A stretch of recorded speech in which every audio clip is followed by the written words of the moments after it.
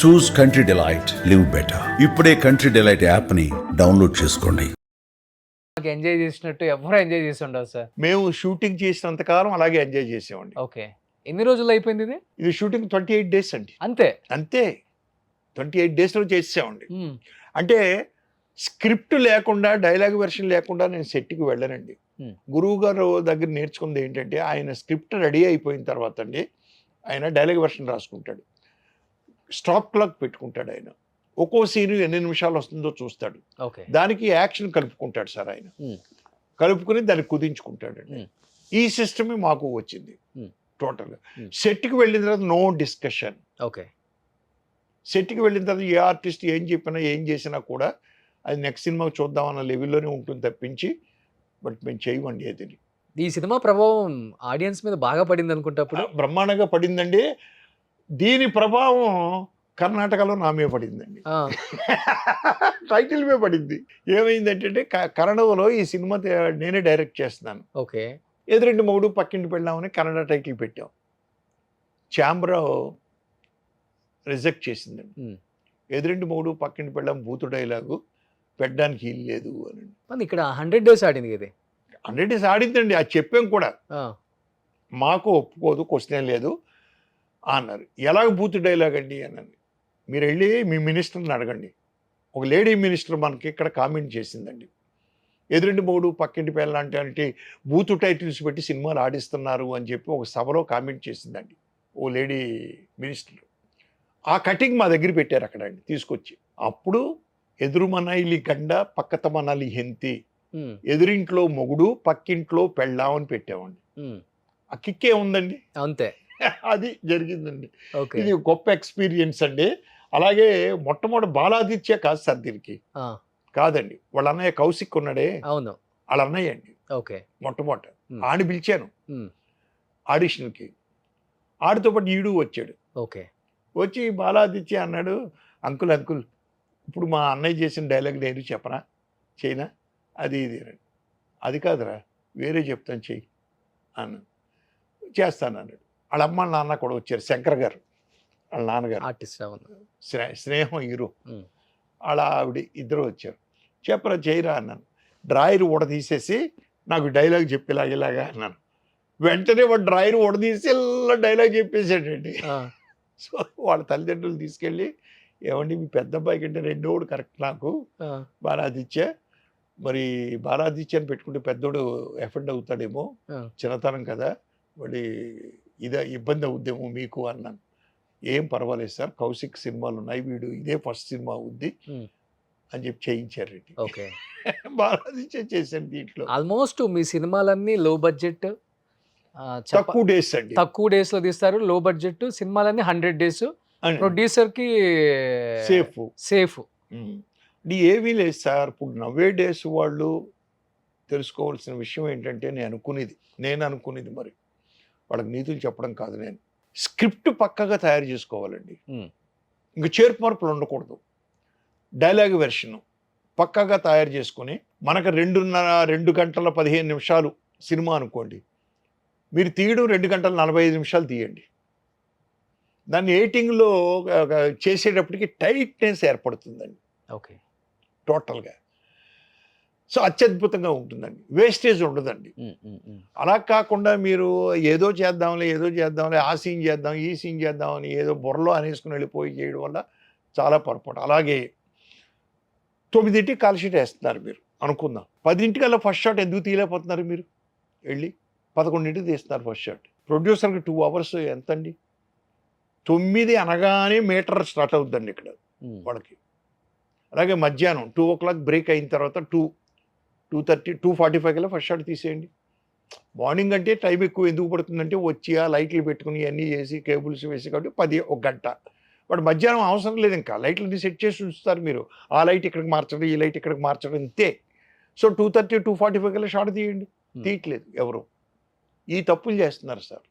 దీనివల్ల బడ్జెట్లు పెరుగుతున్నాయని నా ఉద్దేశం. ఇంకొకటి సార్, ఇప్పుడు మీ టైంలో 10 లక్షల్లో సినిమాలు అయిపోయాయి. ఇప్పుడు 10 లక్షలు పర్ డే హీరోయిన్ కి, క్యారవాన్ కి, వాళ్ళ స్టాఫ్ కి, అవుతున్నాయి. అప్పుడు క్యారవాన్ ఖర్చు అవుతుంది. చెప్పాలంటే ఆ సినిమాలో ఏమన్నా బాక్స్ ఆఫీస్ దగ్గర బంపర్ హిట్లా అంటే అటర్ ఫ్లాప్లే మళ్ళీ అటర్ ఫ్లాప్లే అందరూ ఓటీటీలో చూస్తున్నారు ఇప్పుడు. ఓటీటీలో చూస్తున్నారు. మరి ఇప్పుడు ఇంకొకటి టెక్నాలజీ ఏం లేనప్పుడే మీరు ఒక్కొక్క డైరెక్టర్ దాసర్ గారు 150 మూవీస్ దాకా తీశారు, 152 చేశారండి, రాఘవేంద్రరావు గారు 100 సినిమాల పైన పైన చేశారు, చేశారు. కోదండ రామరెడ్డి గారు దాదాపు 100 దాకా చేశారు, కోటి రామకృష్ణ 160. టీసీ రెడ్డి గారు 100 దాకా చేశారు, మీరు 76 సినిమాలు చేశారు, అవునండి. ఆ? రవిరాజ పిన్సెట్టి గారు 50 పైన చేశారు, చేశాడు. కోటి రామకృష్ణ కోడి రామకృష్ణ 120 సినిమాలు తీశారు. చేశాడు. కేఎస్ఆర్ దాస్ గారు అప్పట్లో ఆ, మరి మోసగాళ్ళ టెక్నిక్ ఏముందండి అదే అది సార్, ఆ రోజుల్లో? ఏమీ టెక్నాలజీ లేనప్పుడే 100కి పైన సినిమాలు తీసిన డైరెక్టర్లు ఒక 7-8 మంది మనోళ్ళు ఉన్నారు. అవును. ఇప్పుడు అంత టెక్నాలజీ వచ్చింది, అందరు డేట్లు అవైలబిలిటీ ఉన్నాయి, డబ్బు ఉంది, అయినా అవును. కానీ ఒక డైరెక్టర్ తన లైఫ్ టైం అయిపోయేలోపు 20 నుంచి 30 సినిమాలు కూడా తీయలేకపోతున్నారు. చేయలేకపోతున్నారు. ఏం చెప్తారు దానికి మీరు? అంటే ప్రిపరేషన్ సరిగా లేకపోవడం వల్ల అండి, ప్లానింగ్ సరిగా స్టోరీస్ లేకపోవడం గొప్పగా ఉన్నాయంటే ఏం లేదు, పాత సినిమాలని అటు ఇటు అటు ఇటు మారుస్తున్నాం, చేస్తున్నాం. సరే, ఎంత గొప్ప స్టోరీ అయినా చేయొచ్చు. ఇప్పుడు రాజమౌళి గారు ఉన్నారు, రాజమౌళి గారి సినిమాని పక్కన పెట్టేయండి. ఎందుకంటే ఆయన తీసే టెక్నిక్ అవి ఇవి అన్ని రోజుల తరబడి పడతాయి సార్. అవి నిజంగా కూడా అంతవరకు పక్కన పెట్టండి. మిగిలిన కమర్షియల్ సినిమాల్ని మీరు ఎందుకు అలా చేస్తారో అర్థం కాదండి. 2 సంవత్సరాలు తీస్తున్నారు, 1 సంవత్సరం తీస్తున్నారు, మీరు బడ్జెట్ ఏమో 100 కోట్లు అంటారు, 100 కోట్లు అంటున్నారు. అంటే బడ్జెట్లు కూడా ఆర్టిస్టులు కూడా రెమ్యూనరేషన్లు పెరిగిపోయినాయి సార్. ఇప్పుడు ఆర్టిస్టులు అందరూ డైలీ వేజెస్కి వచ్చేసారు. ఇప్పుడు మేము ఇదివరకు ఏం చేసాం, సినిమాకి ఎంత అని లంసంగా మాట్లాడుకునేవాళ్ళం. అది 20 రోజులు అవనివ్వండి, 25 రోజులు అవనివ్వండి, 100 రోజులు అవనివ్వండి, 90 రోజులు అవనివ్వండి, ఇంత అమౌంట్కే పనిచేసేవారు. ఇప్పుడు అలా కాదండి. ఇప్పుడు రోజులు పెరిగితే మళ్ళీ పెరిగిపోతున్నాయండి. ఇప్పుడు హీరో రెమ్యూనరేషన్ డైరెక్టర్కి ఉంది, రెమ్యూనరేషన్ అండి డైరెక్టర్ మినిమం 10 నుంచి 15 కోట్లు, 10 నుంచి 15 కోట్లు. కొత్త డైరెక్టర్కి 10 కోట్లు అండి ఇప్పుడండి. అలాగ అయిపోయిందండి. నాశనం అయ్యేది ప్రొడ్యూసరే కదా, ప్రొడ్యూసర్ అలవాటు చేశారు, ప్రొడ్యూసరే నాశనం అవుతున్నారు చివరికి వచ్చి. అదండి. మీ రోజుల్లో సినిమా పోయిందంటే మళ్ళీ సినిమా తీసిస్తారు, అవునండి, అవును, డేట్లు ఇస్తారు, రేట్లు ఇస్తారు. లేవు, ఎథిక్స్ లేవండి ఇప్పుడు, ఎథిక్స్ లేవు ఇప్పుడు. కానీ మీరున్న కామెడీకి ఇప్పుడున్న కామెడీ సినిమాలకి ఎలా చెప్తారు సార్? ఇప్పుడు భూత పురాణం అని చెప్పుకోవచ్చా, లేకపోతే ఇంకా అంతకు మించి దాటిపోయిందని చెప్పుకోవచ్చా ఎక్స్ట్రీమ్ కి? అంటే ఇప్పుడు భూత మేము పురాణం తీస్తుంది కామెడీ కొంతమందే పిక్చర్లో. తీస్తున్నారండి. ఆ.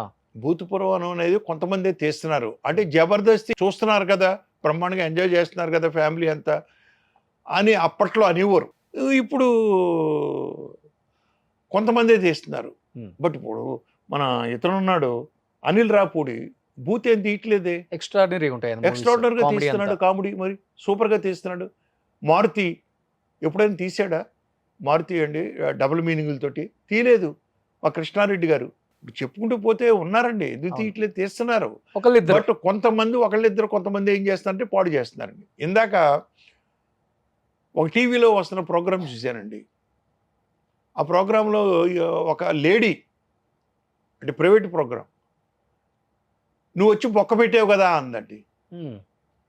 తప్పు కదా అది, డైలాగ్ ఎంత తప్పు డైలాగ్ అండి అది, ఒక ఆడది.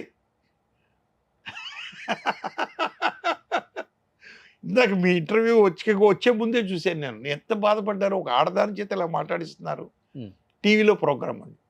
అలాగ అయిపోయినాయి. అదే నిజాతి నీచంగా ఉంది ఇప్పుడు కామెడీ. కొంతమంది మాత్రం జెంటిల్గా తీస్తున్నారండి. అవును, ఎంజాయ్ చేయొచ్చు. మొన్న అనిల్ రావుపూడి గారు కృష్ణారెడ్డి తీశారు, సంక్రాంతి వస్తున్నాం. ఇప్పుడు ఆ చిన్న కుర్రడు పంచ్ ఒకటి చాలు కదండి, అది ఎంత గొప్ప పంచ్ అండి. ఆ కారులో తీసుకుని వస్తాడు, వెంకటేష్ వాళ్ళు ఇంట్లోంచి వస్తారు, ఏట్రా ఎవర్రా వచ్చింది అంటే, నీ సెకండ్ సెటప్. ఇది ఎక్కడ డబుల్ మీనింగ్ ఎక్కడుంది ఇక్కడ? ఎంత ఎంజాయ్ చేసాం మనం. అలాంటివి ఎన్నో పెట్టాడు ఆయన దాంట్లో. సంక్రాంతికి వస్తున్నాను అంటే మైండ్ని బట్టి ఉంటుంది సార్. చెప్పాలంటే ఇప్పుడున్న జనరేషన్స్కి కొంత రిలీఫ్ ఇచ్చే సినిమాలంటే అనిల్ రావుపూడి.